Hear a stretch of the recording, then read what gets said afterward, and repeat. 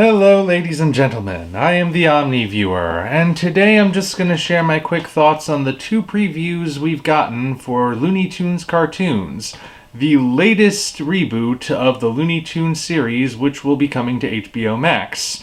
This is not on HBO Max, this was legally uploaded to YouTube as a teaser for the series.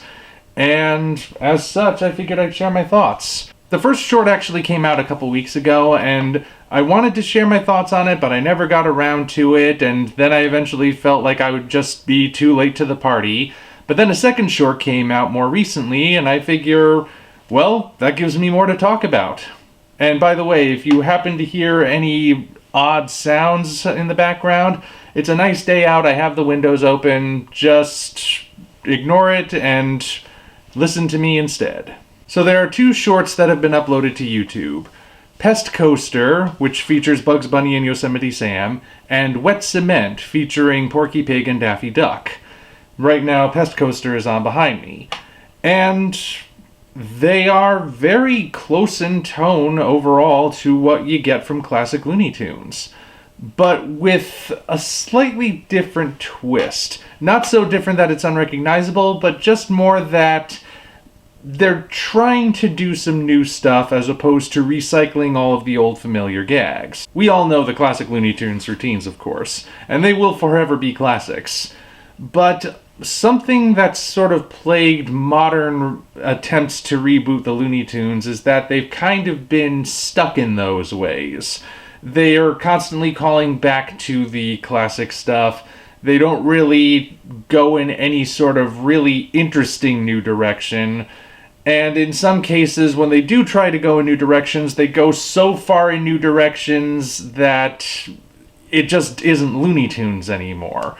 And you figure, at some point, they've got to strike a balance. Prior to this, we had New Looney Tunes, formerly entitled Wabbit, which tried to take things in a new direction while still remaining classic, and it tried. I will give it credit for trying, and there was some good stuff that New Looney Tunes did, like introducing brand new characters, bringing back characters who hadn't been seen since the 30s, mixing up how the characters are put together, the new pairings that we haven't seen before, for example, like Foghorn Leghorn and the Tasmanian Devil were paired in a lot of shorts.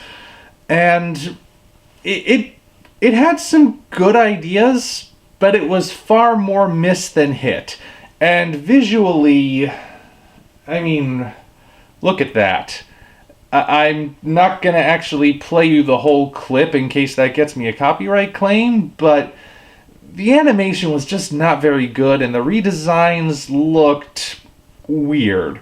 Plus, it would occasionally delve into a brand of humor that felt like it was pandering to kids, basically. You know, the toilet humor sort of thing, which, that's just not Looney Tunes.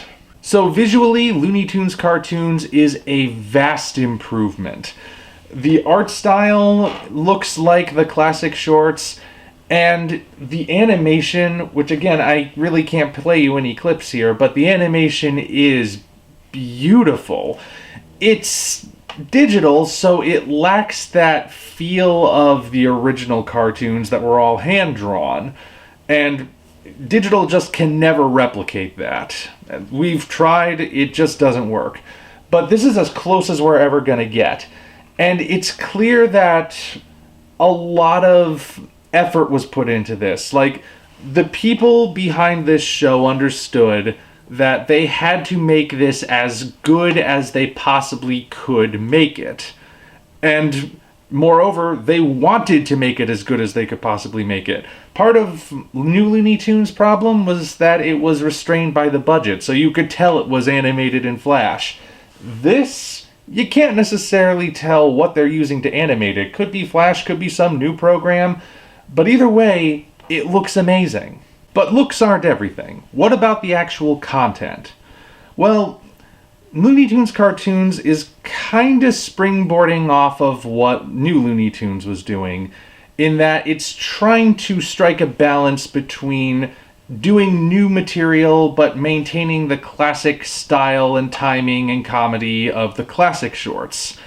And I gotta say, based on these two shorts, they have done a much better job than New Looney Tunes did. Again, New Looney Tunes tried.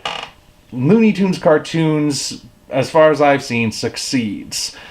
It's got the timing, it's got a good sense of humor to it. The shorts are very straightforward. Pest Coaster is just about Bugs trying to get on a roller coaster and Yosemite Sam not wanting him on there. Wet Cement is just about Porky laying down a square of cement on the sidewalk and Daffy messing with him by leaving footprints or making sculptures. You may also notice kinda pushing the boundaries with what's considered politically correct here, just like the classic Looney Tunes did. But with those simple premises, they do some really funny stuff. I would almost say that with Pest Coaster, they could have made it a little bit longer and done more with the premise. It felt like it was over just a little too soon. And with Wet Cement, they actually do something kind of experimental. It's all from the same angle, one continuous shot. You almost never see that in animation. You rarely even see it in live action anymore. But no cutaways, no different angles. It all looks like this. It's like a stage show. And it's clearly got an anything goes level of humor. You saw the previous clip of Daffy forming the Venus de Milo with a strategically placed sensor bar. You've also got this gag of the Yosemite Sam hanging onto the back of the roller coaster, and it's going so fast his skin gets ripped right off of his bones. The first time I saw this gag, I admit, I wondered if it was a little too gruesome for Looney Tunes. I think it's because of the eyes. I mean, when it's flapping in the wind, it looks kind of gross. But then again, for the modern day, if you're gonna try new stuff with Looney Tunes, you could certainly do much worse than that. And the voice acting, I mean, the standard voices for the characters have been brought back. Obviously, none of them sound exactly like what Mel Blanc did, but no one's ever going to sound exactly like Mel Blanc. And, as you would expect, these voice actors do the same good job that they always do. You might need a little time to adjust to the new voices if you're really used to the original voices, but they still sound like the characters. They still have the same cadence, the same accents, just a little bit different from what Mel sounded like. That's really the only difference there.